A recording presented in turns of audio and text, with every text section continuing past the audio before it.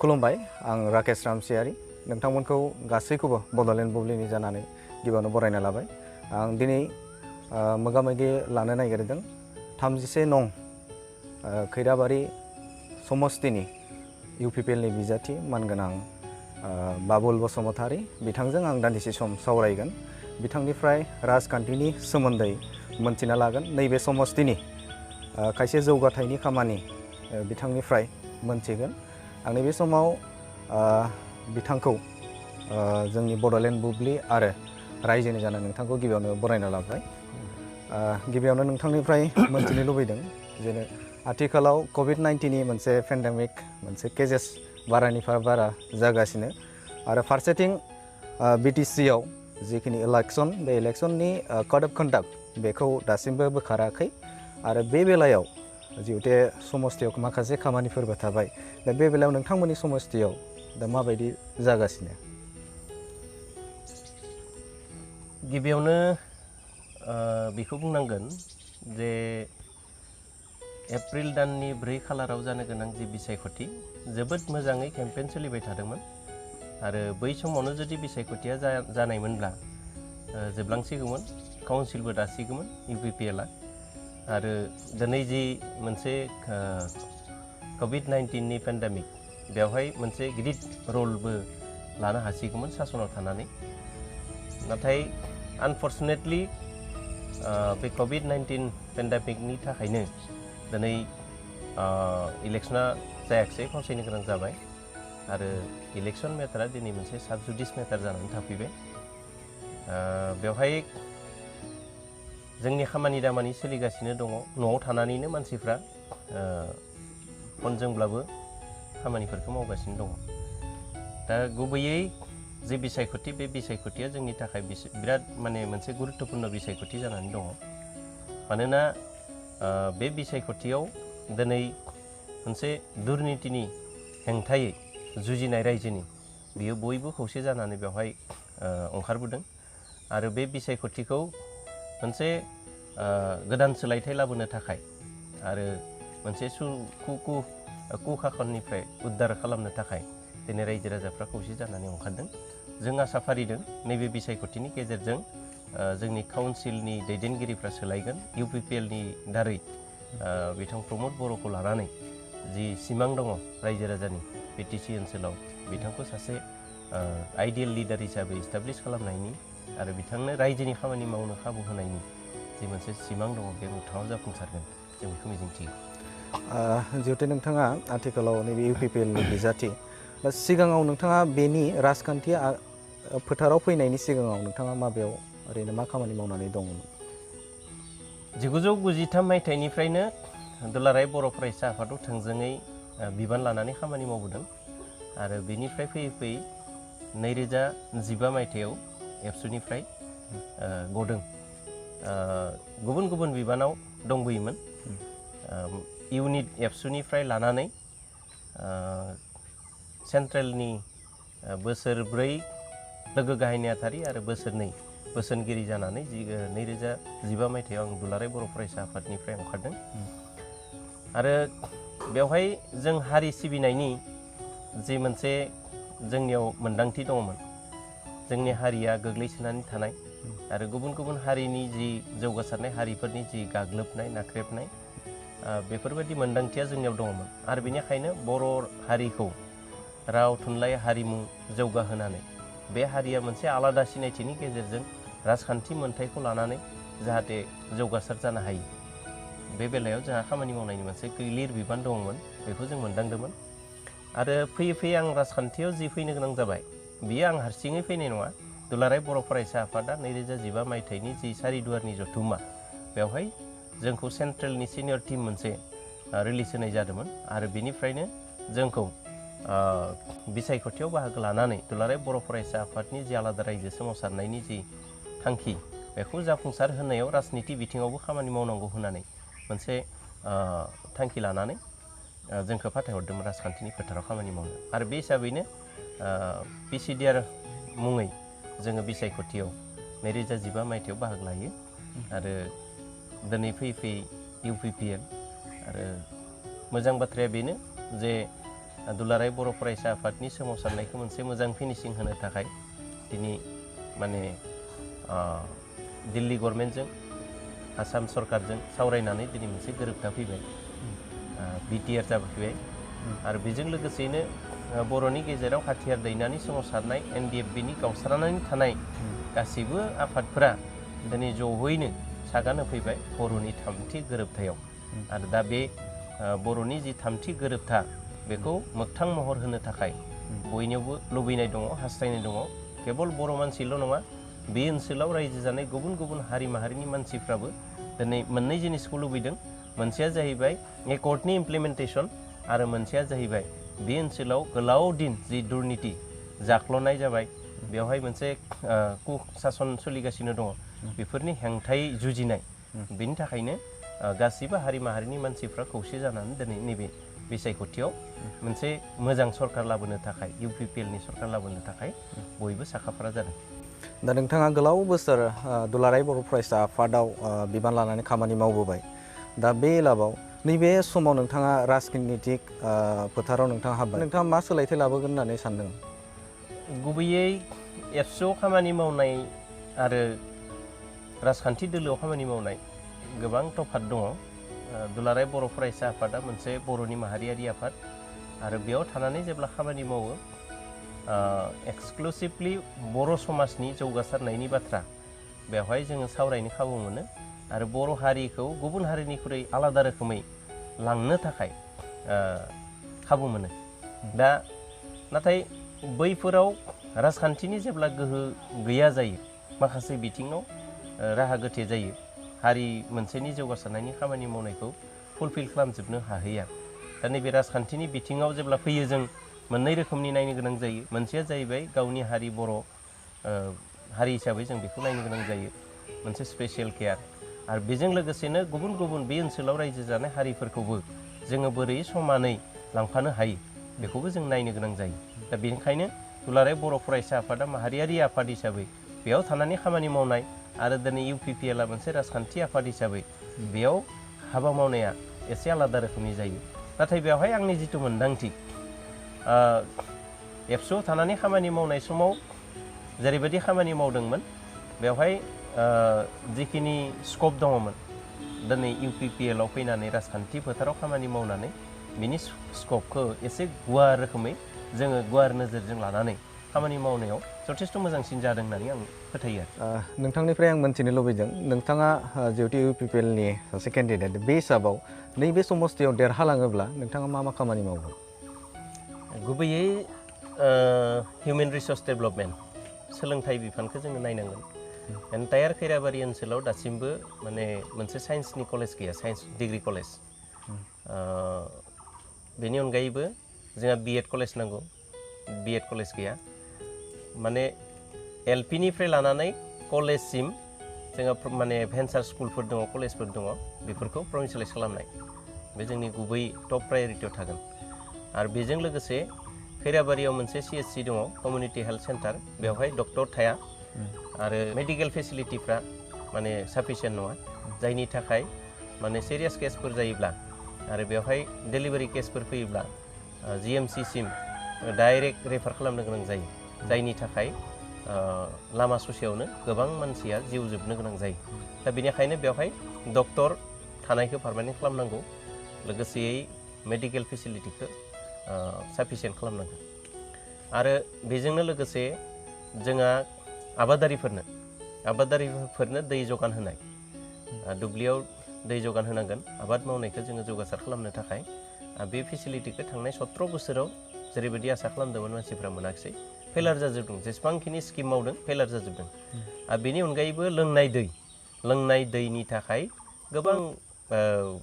Scheme लानाय जाबाय नाथाय बेवहाय इमप्लिमेन्टेसन जायाखिसै फैसा दिहुनबाय जाबाय बेयावनो जोबथाबाय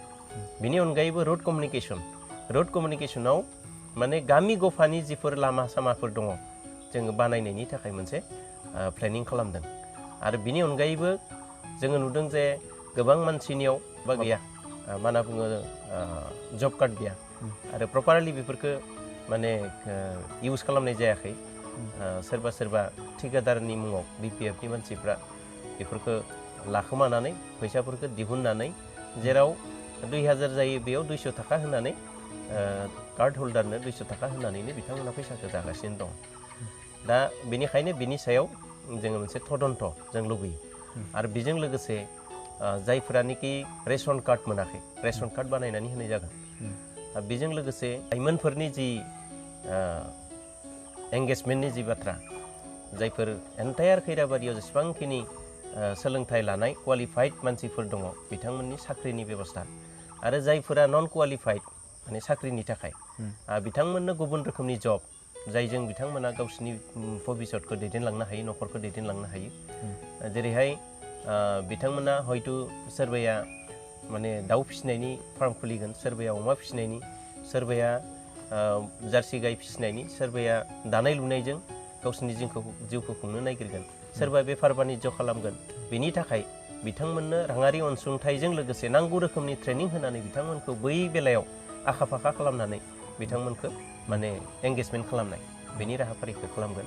जायफोर बैसो जानानैबो दिनैसिम माने बिद्ध पेन्सन मोनाखै बिथांमोननो बे बेबस्थाखौ खालामनाय जागोन आरो जायफोरा न' मोननांगौमोन मोनाखै गोबां दङ जोंनि खैराबारि समस्तियाव माने न' दिनैसिम PMAY मोनाखै बिथांमोननि थाखाय बिनि बे राहाफारिखौ खालामनांगोन। आरो बेजों लोगोसे जोंहा जामुगुरियाव मोनसे फिसारि दङ आरो बियो गभर्नमेन्टनि आखायावनो दङ बियो।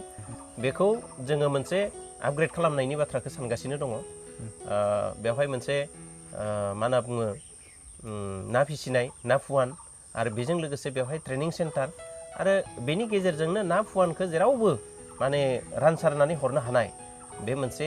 बेबस्थाखौ खालामनायनि बाथ्राखौ जों साननाय जादों। एन्टायार BTC-आवनो बे मोनसे गिदिरसिन माने ना फिसिनायनि मोनसे फख्रि आरोखि। दा बेनिखायनो बेखौ जोङो आपग्रेड खालामनायनि बाथ्राखौ जोङो सानदों। आरो बेजों लोगोसे खैराबारि ओनसोलाव जोङो गुबुन गुबुन हारि माहारिनि थाखायबो जोङो बिथांमोनखौ मोनसे कनफिडेन्सआव लानानै खामानि मावलांनो हानाय रोखोमनि गुबुन गुबुन हारिनि मानसिफोरखौबो नांगौ रोखोमनि गुरुत्त होनानै जों खामानि मावलांनायखौ जों सानदों। आरो लोगोसे दुर्निति जि दङ थांनाय 15 बोसोर 17 बोसोराव जिखिनि जाख्ल'नाय जाबाय बिनि बिरुद्धे जोंहा एक्सन लानांगौनि मोनसे बिबान दङ। बिनि सायावबो जों खामानि मावगोन। नैबे समाव नोंथांनाव सोंनो लुबैदों आङो जिहेतु बेवहाय नोंथांमोननि समस्तियाव सासे BPF EM दङ बिथाङाबो दाबि जनायबाय थादों जे बिथाङा नैबे समस्तियाव देरहालांगोन होनना बुंदों आरो बिथांखौ नोजोर होयोब्ला गोलाव बोसोर बिथाङा EM जानानै नैबे समस्तिखौ खुंगासिनो। दा बे बेलायाव नोंथाङा मा बुंनो सानो? मानि थाखाय देरहागोन? दुर्निति खालामनो थाखाय जाख्ल'नो थाखाय 15 बोसोर जाबाय आरोबाव जाख्ल'नो थाखाय 5 बोसोर होबावगोन नामा? दा रायजोफोरा बिनि थाखाय साग्रिद जानानै दंखायो। मोनसे PDS केलेंकारि जादों थांनाय 10 बोसोराव 2005 सननिफ्राय 2015 सनसिम माने 10 बोसोराव बिथाङा बे बिभागनि EMमोन। बेवहाय माने आटा मोनाखै मानसिफ्रा, आटा साप्लाइ जादों नाथाय आटा मोनजायाखै रावबो। सिनियाव केरासिनाव माइरङाव दुर्निति जाबाय। दा बिनि सायाव मोनसे केसआनो सोलिबाय थाखादों बयबो मिथिगौ। आरो बेबादि मानसिखौ दिनै पावाराव लाबोफिननो थाखाय सोर नाजादों? रावनावबो गोसो गैला, आंगायजोबखाथारबाय। आरो लामा सामा जेसेबां बानायदों दिनै जेरावबो दुर्निति आरो दुर्निति। लामाफोरा खनब्रै खनबा गाहाम हमबाय थेवब्लाबो दिनैसिम लामा बानाय जायाखै। दा बेबादि अबस्थायाव दिनै दुर्नितियानो दुर्निति। बेबादि मानसिखौ जे सोरबाया नागिरगोन, सोरबा बुंनानै लाबानो क्लेम खालामोब्लानो देरहागोन होननानै सोरबा जे भट होगोन आंहा फोथायनाय गैया। रायजो राजायानो बिनि फोरमान। थांनाय जोंनि नमिनेसननि समाव बेसेबां लोब लोब फैदों रायजो राजाफ्रा। इलेक्सन केम्पेइन जों जास्ट आराम्भल'सो खालामदों। जागायजेननायावनो गोबां रायजोफोर फैदों आरो माखासे मानसिफ्रा फैनो थाखाय साखाफारा जानानै दंमोन। नाथाय बिथांमोननि नमिनेसननि समाव बेसेबां मानसि ओंखारदों? मानसियानो गैया। एबारथ' जोङो गामिफ्राव जुदि थाङोब्ला मानसिखौनो नुवा। BPF होननायथ' सिनसाबानो गैला। साननैसो पावार थासान्दियाव बहाबा खुन्दुं राननाय बहाबा कम्बल राननाय खालामबाय थादोंमोन। अब्ला 27 तारिख एप्रिलनि ओइखालि पावारा जे जोबफैबाय बेनि उनखालिनिफ्राय BPF होननाय जेबो सिनसाब गैला खैराबारियाव। आरो माखौ लानानै देरहानो नागिरदों? आरो जनसमर्थनासो आसोल बाथ्रा ना। जनसमर्थन जुदि थायोब्ला देरहागोन होननानै दाबि खालामनानै लानायाव जुक्ति थागोन। नाथाय जनसमर्थनानो जायनियाव गैला बे मानसिया देरहागोन होननानै दांखब मारिनानै बुंना लानाया बेसेबां ग्रहणयोग्य बेसे साननांगौआ नोंथांनि समस्थियाव सोरजों कन्टेस्ट जागोन होननानै नोंथाङा सानो कन्टेस्टथ' दिनैसिम गैया बेवहाय कन्टेस्ट जाथावना जेबो गैया सोरबा सोरबा गोबाङा हयथ' सानफ्लांनो हागौ बिदिनो दाबि खालामना लादों नालाय थाखा फैसा दङ बेनिखायनो BPF-आनो देरहागोन होननानै हयथ' साननानै लानो हागौ नाथाय बे रोखोमनि जेबो बेवहाय दोहौ गैया जायफोर समस्थियाव स्टाडि खालामदों जायफोर समस्थियाव हाबदों बिसोर गासैबो मिथिदों जे खैराबारि समस्थियाव केबल मात्र UPPL आरो UPPL बेवहाय रावबो गैखाया दा नोंथांनाव आं सोंनो लुबैदों नैबे जिहेथु दाबि जनायबाय थादों UPPL-निफ्राय जे बे बाराव सरकारखौ खुंगोन होननानै बेसेबां जौखोन्दो बे बाथ्राया सैथो नोंथाङा मा बुंगोन एसे आङो जौखोन्दोखौ दिनैनो बुंनो हाया नाथाय जोंनि जि माने सार्भे जों दिनैसिम जिखिनिखौ मिथिगौ जोंनि तृणमूल पर्यायनि जि कर्मिफोर बे कर्मिफोरा जोंनो जेसेबांखिनि स्टाडि खालामनानै सार्भे खालामनानै रिपर्ट होदों दिनैसिमहालागै मोर देन 30 सिट्स जों मोननो थांगासिनो दङ आउट अफ 40 सिट्स गतिके जोङो 30निख्रुइबो बांसिन सिट लानानै काउन्सिलखौ दानो थांगासिनो दङ आरो बेखौ बुङोब्लाथ' जौखोन्दोआव 100खौनो होननानै बुंनांगोन दा नोंथांनाव सोंगोन नैबे 2015आव जिहेतु इलेक्सन जादों बै समाव PCDR-मोन दा PCDR समावबो बे बाथ्राखौनो बुंदोंमोन बे बाराव सरकारा जासिगोन होननानै बै समावबो दाबि जनायबाय थादोंमोन नाथाय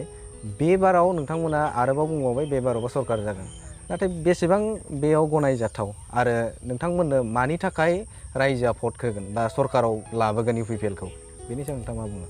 2015 मायथाइनि जि बिसायख'थि बेयाव मोननै जाहोनमोन माने मोननै बिथिंखौ लानानै जोंनि इलेक्सननि रिजाल्टआ फैदों मोनसेया जाहैबाय बड'लेण्ड आन्दलन आरो बिनि जोङो साफा साफा मावथिमोन बे हिसाबै बड'लेण्ड देरहालांनायनि उनाव बड'लेण्डनि दाबिखौ खालामहैगोन बेखौ गिनाय दङमोन गुबुनारिफ्रा आरो बिनिफ्राय फारसेथिं बर' मानसिफ्राबो बै समाव बांद्राय सोलायनायखौ हयथ' लुबैजोबाखैमोन जाहोना जाबाय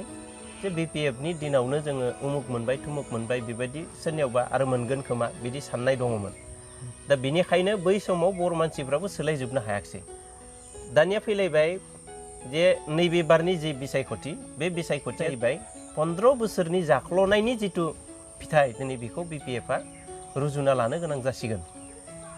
बे दिनै समनिनो हांख्रायनाय आरो नैथि जाहोना जाहैबाय दिनै आलादा रायजो बड'लेण्ड दाबिनाय बेखौ लानानै एबसुआ जि सोमावसारदोंमोन आरो बर'फोरनि गेजेराव आलादा रायजोखौनो लानानै गोलाव समनिफ्राय हाथियारनि जि सोमावसारनाय बियो दिनै नैबे गोरोबथानि गेजेरजों जोबफैबाय बर' गोजोन गोरोबथानि गेजेरजों दा बेनिखायनो आरो बेवहाय जि माखासे दफाफोर होनाय जादों बेखौ इमप्लिमेन्ट खालामनो थाखाय दिनै गुबुनारि मानसिफ्राबो लुबैदों बर' मानसिफ्राबो लुबैदों आरो गुबुनारि मानसिफोरनियाव दिनै जि जीवन सम्पत्तिनि निरापत्तानि बाथ्रा बेखौ लानानै दिनै बिथांमोना स्रां मोनदों गोसोफ्राव जिहेतु गिनाय दंमोन संखिनाय दंमोन बर'फोरनि आखायाव माने हाथियार दङ बेबादि रोखोमनि जि NDFB-नि मुङाव सोरबा सोरबा गुबुन गुबुन आफादनि मुङाव गोदोनिफ्राय जि मोनसे सोमावसारनायखौ लानानै हाथियार दैनानै लादोंमोन बेखौ लानानै गोबां हारिनि मानसिफ्रा गिनाय दंमोन खिन्थु दिनै बर'फोरनिफ्राय नैबे मोनसे गोरोबथानि गेजेरजों माने गासिबो रोखोमनि हाथियार गोनां संगठनफोरा दिनै बे माने गोरोबथायाव फैबाय दा बेनिखायनो बर'फोरनि आखायाव हाथियार गैला बेखौ लुबैदों मानसिफ्रा आरो बेखौ एकर्डखौ मावफुङोब्ला आरोबाव साबसिन जागोन सिटुएसना बेखौ गुबुनारिफ्राबो लुबैदों आरो बर'फोरनि गेजेरावबो सोमावसारनाया गोलाव दिन सोलिदोंमोन दिनै जोबफैबाय आरो बे गोदान गोरोबथायाव मा मा दङ बेखौ मावफुंजानो बर' हारिनि मानसिफ्रा बयबो लुबैदों फारसेथिंहाय माने 15 बोसोरनि जाख्ल'नाय थगाय थसि खालामनाय दाबिथि होनानै सोलिनाय बिनि सासना दिनै जोबफैनाय दा बेखौनो रायजो राजाफ्रा लुबैदों आरो बिनिखायनो ओइबार जे काउन्सिला UPPL-नि जागोन बियो एक प्रकार रोखा जाखाबाय आरो गोलाव समाव बिदिनो नैबे BPF-नि माखासे लिडारफोरा दा बेवहायबो BTR जिखिनि गोरोबथा जालांबाय थामथि खेबनि जे बर' गोजोन गोरोबथा बेवहाय जेबो गैया होननानै बिथांमोना दाबि जनायबाय थादों नोंथाङा एज ए UPPL-नि सासे केन्डिडेट बे हिसाबाव नोंथाङा मा बुङो इउनिभार्सिटि मोनसेल' दङमोन बड'लेण्ड ओनसोलाव दिनै मोनब्रै इउनिभार्सिटि फैबावबाय मानो जेबो गैया जाखो आर्ट एन्ड कालचारनि सायाव स्टाडि खालामनायनि मोनसे सेन्टार गैयामोन दिनै फैबाय दिनै लाइभलिहुड मेनेजमेन्ट फैबाय मानो फैयाखै जाखो बाउन्डारि एक्सटेनसन जानो थांगासिनो दङ एकर्डखौ जेब्ला इमप्लिमेन्ट खालामगोन बाउन्डारि एक्सटेनसन जागोन एरिया एक्सटेनसन जागोन आरो बेनि अनगायैबो दिनै बे गोरोबथानि गेजेरजों मोनसे सान्थिया फैबाय इस्टाब्लिश जाबाय आरो बेनि गेजेरजोंनो गोबां लाइमोनफोर जायफोरानोखि दिनै साख्रि मोनाखै हाबा गैयिनि थाखाय साख्रि बाख्रि गैयिनि थाखाय थाखा फैसा खामायनायनि लामा गैयिनि थाखाय जाय लाइमोनफोरा दिनै बिटिसि ओनसोलनिफ्राय लोब लोबनो गुजरात मुम्बाइ हारियाना तामिलनाडु गवा बेफोराव दिनै थांनानै खामानि मावहैनो गोनां बाध्य जादों गावनि न'खर बिसि फिसा गासैखौबो गारनानै थांनो गोनां जादों दिनै नैबे गोरोबथानि गेजेरजों बे जिथु जबनि बाथ्रा लाइमोनफोरनि साख्रिनि बाथ्रा बेखौ दिनै जोङो बे एकर्डनि गेजेरजों मोननो थांगासिनो दङ बे एकर्डनि गेजेरजों मोनसे पेकेज होनाय जादों जोंनि माने माखासे गोग्लैसोनाय मानसिफोरखौ जौगासार होनो थाखाय मोनसे पेकेज होनाय जादों बिनि अनगायैबो जोङो दिनै जि फरायसालिफोर भेन्सार फरायसालिफोरखौ आप टु कलेज लेभेलसिम एलपि निफ्राय जाय खामानिखौ थांनाय 17 बोसोराव बिपिएफआ गोसो जायोबा खालामनो हायोमोन बा 15 बोसोराव खालामनो हायोमोन बेखौ बिथांमोना मावाखिसै अबहेला खालामनानै दोनबाय नैबे गोरोबथायावथ' एटलिस्ट माने जोंनि सुबुं सम्पद जौगासार होनायनि जि मोनसे अनुस्थान सोलोंथाइ अनुस्थान बेथ' दिनै जानो थांगासिनो दङ मानो गैया जाखोलाय दा बेनिखायनो बे गोरोबथानि गेजेरजों गोबां जिनिसखौ जों मोननो थांगासिनो दङ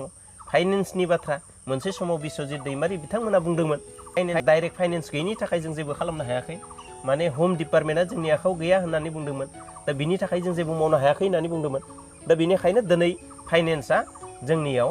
माने फैनो थांगासिनो दं जों बेनि अनगायैबो जोंनाव दिनै डिसि आरो एएसपि